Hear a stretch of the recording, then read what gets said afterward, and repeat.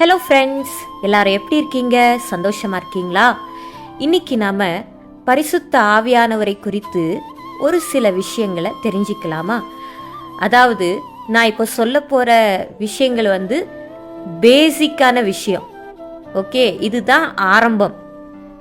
So நம்ம முக்கியமாக ஒரு வசனத்தை பார்க்கலாமா? மத்தேயு 3ஆம் அதிகாரம் 16வது வசனத்தின் பின்பகுதி. தேவ ஆவி ஒரு புறாவை போல இறங்கி தம்மேல் வருகிறதை கண்டார். ஃப்ரெண்ட்ஸ், இந்த வசனம் எல்லாருக்குமே தெரியும்.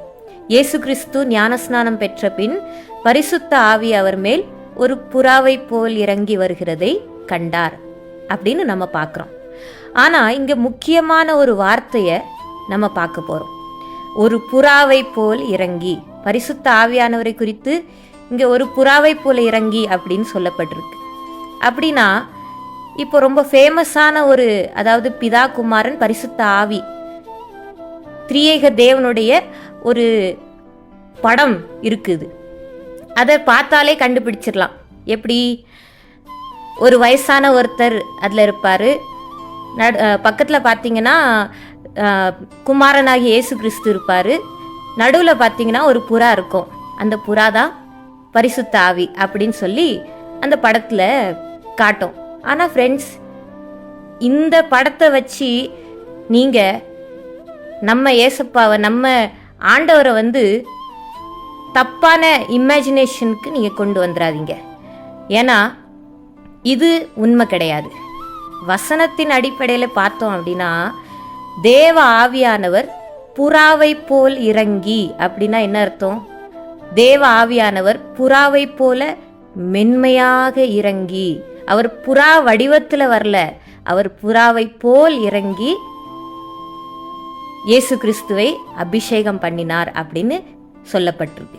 ஃப்ரெண்ட்ஸ், இப்படி சில காரியங்களை நம்ம அறியாமல் இருக்கிறதுனால தான் பரிசுத்த ஆவியானவர் யார் என்பதை குறித்தும் அறியாமல் இருக்கிறோம். பரிசுத்த ஆவியானவர் யார், அவர் என்ன செய்கிறார்னு அறியாமல் இருக்கிறதுனால தான் நம்ம யாருன்னு அறியாமல் இருக்கிறோம். அதனால ஃப்ரெண்ட்ஸ், கவனமாக இதை கேளுங்க. பரிசுத்த ஆவியானவர் நம்ம கூட இருக்கிறாரு. உங்க எல்லாரும் கூடவும் பரிசுத்த ஆவியானவர் இருக்கிறார்னா நீங்க ஒரு விஷயத்தை ஞாபகம் வச்சுக்கோங்க. இயேசு கிறிஸ்துவின் ஸ்தானத்திலே அவர் இருக்கிறார். நீங்க ஏசப்பாவுக்கு நிச்சயமா மனதார நன்றி சொல்லணும். பரிசுத்த ஆவியானவர் என்கிற சிறந்த பரிசை அவர் நமக்காக அனுப்பி வச்சிருக்கிறார். அதனாலதான் ஏசப்பாவே சொல்றாரு சீஷர்களை பார்த்து, எல்லாரும் புரிஞ்சுக்கோங்கப்பா, இப்போ நான் போறது கஷ்டமா தான் இருக்கும், ஆனா நான் போறது உங்களுக்கு நல்லது தான். நான் போகலைன்னா தேற்றரவாளன் உங்ககிட்ட வரமாட்டாரு அப்படின்னு சொல்றாரு. ஏன்னா ஒரு விஷயத்த நீங்க கவனிச்சு பாருங்க. இயேசு கிறிஸ்து இப்போவும் பூமியில இருந்திருந்தார்னா நம்ம அவரை தேடி எருசலேம் போயிருப்போம், அல்லது கலீலியா கடலுக்கு போயிருப்போம், அல்லது அவர் வளர்ந்த இடம் நாசரேத்துக்கு போயிருப்போம். இப்படிதான் அவரை தேடி தேடி அலைஞ்சிருப்போம். ஆனா பரிசுத்த ஆவியானவர் வந்ததுனால தான் இயேசு நம்ம கூட இருக்கிறார் என்கிற நிச்சயம் நமக்கு இருக்குது.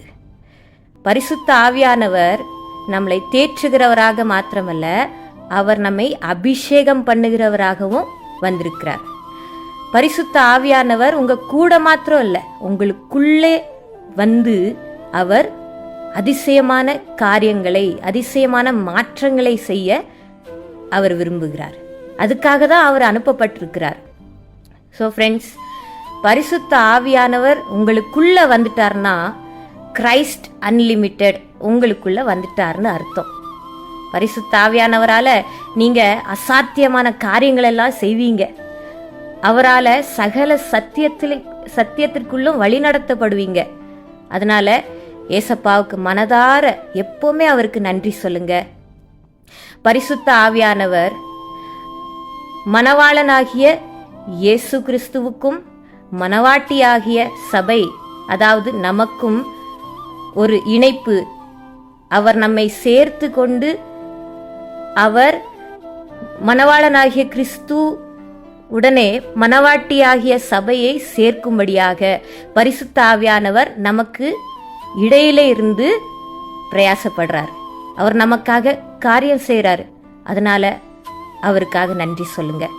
பரிசுத்த ஆவியானவரை உங்களுடைய இருதயத்தில் ஏற்றுக்கொள்ளுங்க.